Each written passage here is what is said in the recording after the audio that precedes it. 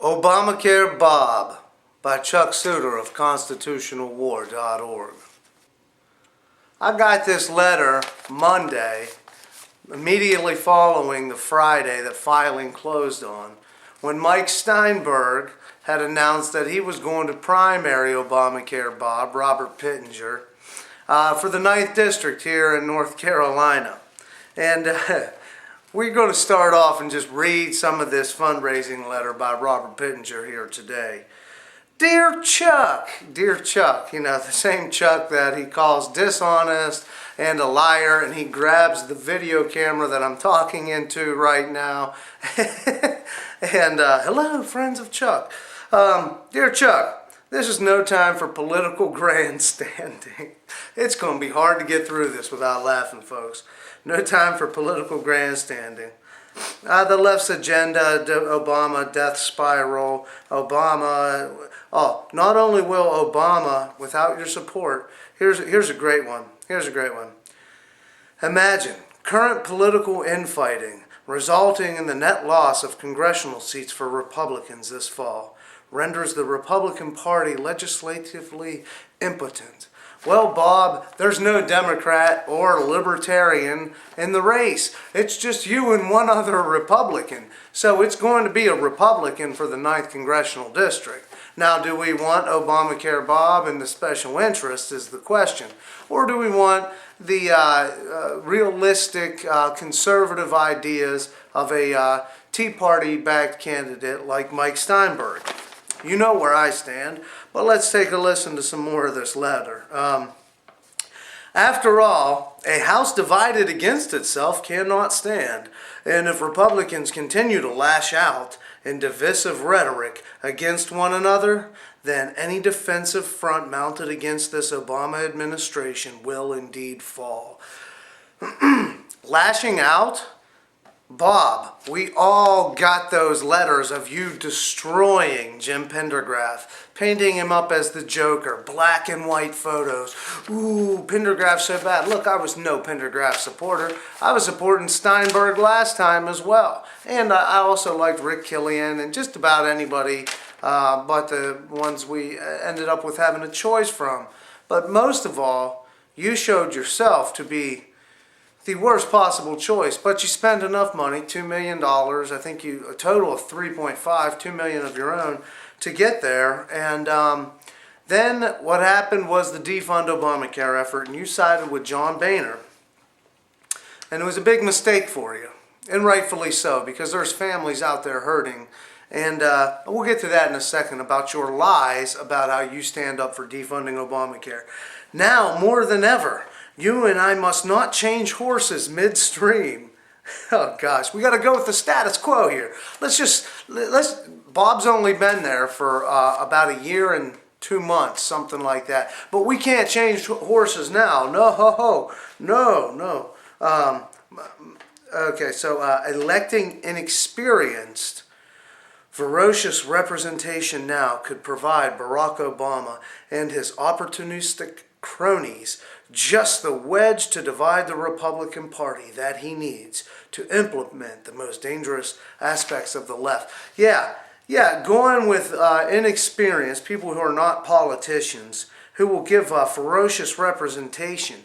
That's a bad thing. We don't need that right now, folks, because look, Obamacare Bob's got it under control. I asked him, I said, Mr. Pittenger, I got a question. I even put out a video the night before, and I said, I'm going to go ask my congressman tomorrow if he's going to vote to defund Obamacare. And I know he's going to. It's no big deal. But go ask your congressman, and I'll post my video, and you can see how it's done. I went and asked you, and to my shock, you looked into my camera after I said, Mr. Pittenger, I got a question from the Tea Party. Will you vote with Mike Lee and Mark Meadows from our state to defund Obamacare? And you said, no. This is when it gets really good. My friend, I am on the record voting to defund and repeal Obamacare. I mean, These guys will say anything to get elected. He's on the record voting to defund Obamacare. Yeah, you voted to defund Obamacare after people like me had to go out there and bust our ass so that we could force others to vote to defund it. And then when you saw the bill was going to pass, you and all the other rhinos scurried across the floor like a bunch of cockroaches when you flip on a light, and you ran over there and voted for it. But then what did you do after the government shutdown was going on? And Harry Reid and those guys said, we're not going to cut any deals with you guys. Your guys will cave. They'll drop like a hot rock. These guys ain't got no spine whatsoever. And Boehner said, oh gosh, this is so tough. My dad owned a bar. And, you know, why in the world we have this guy as speaker? And then, wasn't enough Democrats, though, to reopen up the government and to stop Obamacare. We needed to have enough Republicans to have a backbone. 87 Republicans voted with Harry Reid and Barack Obama to reopen the government. Robert Pittenger from North Carolina's 9th District was one of those 87. So was Patrick McHenry. Renee Elmer's already had a challenger at the time, a primary challenger, so she was smart enough to say, I would love to vote with you guys, but man, I got to get reelected. It's a shame, Mr. Pittenger. You know, it's very quick getting this letter out to me and to your constituents, and obviously you're quite worried about not being able to buy that seat this time, and you should be worried because people are very upset with you for voting to fund Obamacare and for voting with Harry Reid and the Democrats and Nancy Pelosi. I guess I'll end this little thing here. I want to add one last thing from Mr. Pittenger's letter. Without your support today of 5,000, 2,500, or 1,500, this election could be in jeopardy. This election could be in jeopardy to what? A Tea Party Republican? There is no Democrat on the ballot, Mr. Pittenger. It's you and Mike Steinberg. Mano a mano. Man to man. Tea Party versus the establishment. Conservatism versus Keynesianism. Goes on to say, even your immediate gift, because if you can't donate 5,000, 2,500, or 1,500, this election could be in jeopardy. But even if your immediate gift of 500, you know, $500, what's that? Nothing to a guy worth $250 million. 250 or $75 may make all the difference. Your donation of $75, even your donation of $75 might make all the difference, but you really should give me $5 grand. I mean, hell, I'm only worth $250 million. How am I going to beat this guy, Mike Steinberg? Look, Mike Steinberg, if this guy, you guys need to support this guy, go to MikeForUs.com. And Mike Steinberg, if this guy, I guarantee you, this guy can raise $150,000. Pittenger's out of there, and is going to send a message to the establishment.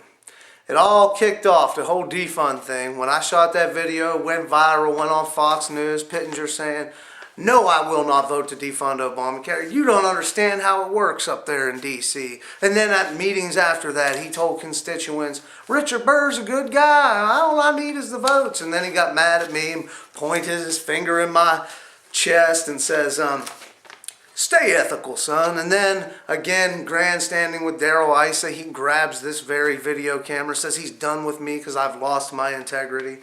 Mr. Pittenger, you've lost your integrity, sir. You're telling me that you voted, that you're on record as a staunch ally of defunding Obamacare. Well, you're still in Congress. Write up a bill, draft up something, start pushing for it. I want to see the ads by Robert Pittenger to defund Obamacare. Oh my God. This is just too much.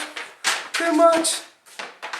This is what we're here for? Then I'm done with the Republican Party. I'm done with politics altogether. Hell, I might try to move to the mountains and start an Indian tribe or something. I don't know.